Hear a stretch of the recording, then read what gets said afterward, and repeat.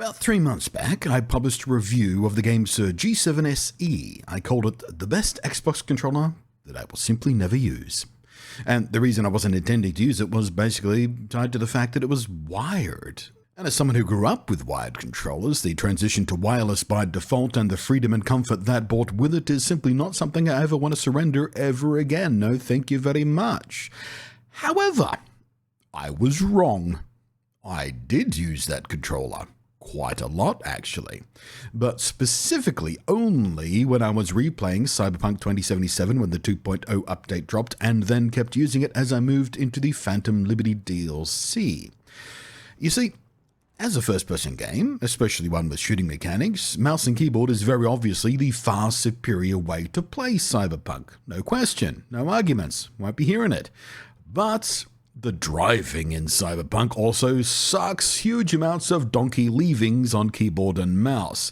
It's a lot better in 2.0 than it was, but it's driving in this game is still way better with the controller. So having a wired controller plugged in so that I can simply pick up and seamlessly transition to without powering the controller back on and waiting for sync and whatnot, specifically for these sections of this particular game, was fantastic. And indeed, I continue to be very happy with the performance and feel of the G7 SE and the precision and smoothness of its Hall effect sticks and Hall effect triggers. But that is all I have used that controller for. Everywhere else, anytime I need a controller as my primary input, it's a wireless controller that I want. Enter the GameSir T4 Cyclone Pro, a rather stupid-sounding product name trying way too hard to sound exciting and cool. Please, companies, just cut it out with these silly names. It's ugh. But silly name aside, on the surface, it does seem to promise to be exactly what I asked for in my G7 SE review, that being simply a wireless version of that very controller. Unfortunately, it's not that. Not exactly, anyway. But in some ways, it's actually better. And in a couple of other small ways, it's annoyingly worse. So, hello again, I am Blunty. Please do the thing where you thumb and comment and bell if you find this video useful or informative or entertaining, I don't know. So, hello again, I am Blunty. This is the T4 Cyclone Pro. Now, the ways in which it is better. Well, it's widely multi-platform. It's moving from Switch to PC to iOS to Android really easily. It's more feature-rich. It includes Rumble, for example, which has 4 motors, 2 in the grips and 2 more under the triggers. It even has motion control. And it comes with its own USB dongle for a dedicated, low-latency wireless connection, although it also does have standard Bluetooth, of course, if you need that, for your phone, for example.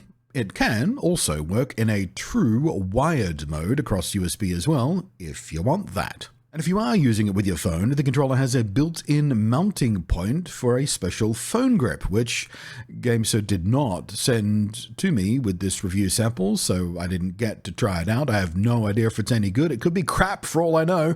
It's a relatively inexpensive add-on accessory though, and the website only has a 3D render of it, which, troubling. So take that gamble if you want. It seems to be a fairly robust design, though. Just glancing at the 3D render of it, it's probably fine, right? The one thing that I praised highly about the G7 SE, but is bafflingly absent here, though, is, while it does have the 2 near flush-mounted, fully programmable back buttons, it does not have the lock switches for them.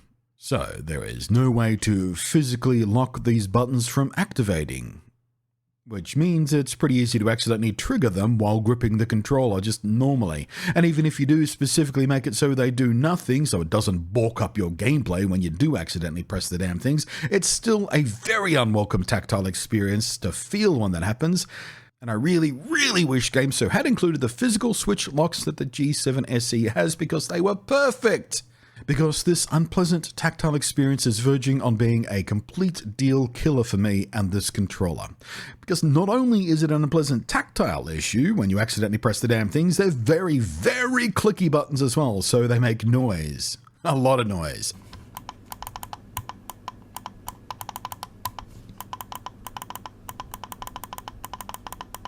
Which, for a button I'm not intending to click, can be remarkably distracting for me.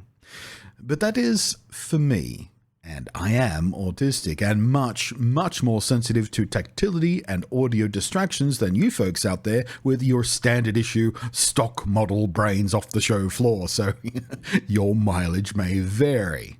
Frankly, I am tempted to pull this thing apart and physically mod it so these back buttons are locked up or glued into place even, because I do like a lot else on this controller. The D-pad and face buttons are both significantly more clicky and tactile than the G7 SE. They use independent micro switches under them and are louder for it too.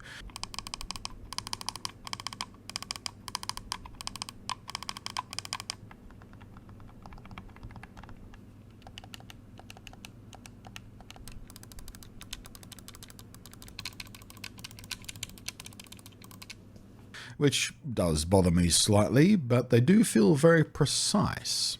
Notably though, the T4 Cyclone Pro does maintain using the extremely precise and drift-proof Hall effect sensors in both sticks and both triggers that I praised the G7 SE for. The shoulder buttons are basically identical to the G7 SE, fairly quiet but with a satisfying tactile click, and the function buttons on the face are similarly tactile, no mushiness at all.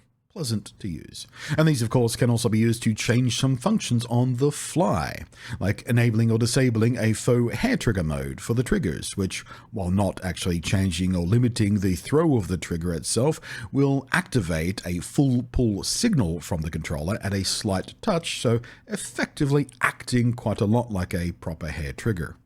You can fine-tune the vibration intensity for the grips and the triggers independently. You can even switch to a zero dead zone mode for either or both sticks.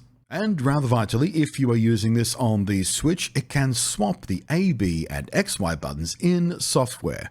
So while the physical labeling on the controller, of course, will still be wrong, because, duh, the controller will feel and act right for Switch games, and any muscle memory you have in your games there. That is a brilliant thing.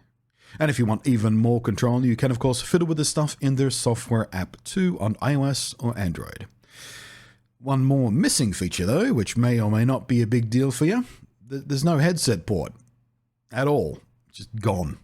In all other respects, it feels very similar to the G7 SE. The plastic, the grip, the shape, the texture on it all feel really pleasant. All in all, it's a real nice controller, but it is another near miss for me with GameSir. It is so close to what I actually want, but just whiffs it. It's quite frustrating actually, because I was really hoping this would be what I wanted when I asked for it after my G7 SE review. But the clicky, loud, unstoppable back buttons are a no-go and are just one of the bigger deal killers for me. The face buttons, while very pleasant to use and precise and everything, are similarly just kind of too loud for my tastes. They got kind of annoying in longer play sessions.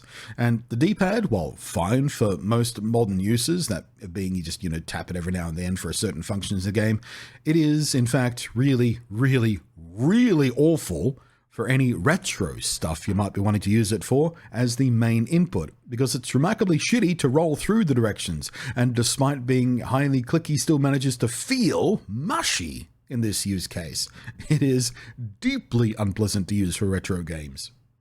Now, not all of these things are going to be deal killers for everyone out there. In fact, some of you probably heavily prefer especially clicky micro-switched buttons, but not me. Somewhere between the T4 Cyclone Pro and the G7 SE is the controller I want GameSir to make, but neither of these things are it. So, not for me, but it is genuinely a well put together controller. It feels robust, it feels reliable, it feels good, it feels precise, all of that thing you might want from a controller, but it is just not the right balance of engineering choices for me, unfortunately. Sad trombone noises. Thanks for watching. Thank you as always to the patrons scrolling up above there. Hopefully you found this video useful. If you did, hopefully you've done the things. You know the things. The things, people. I am Blunty. Thanks for watching. I think I already said that. Catch you next time. Didn't say that bit yet.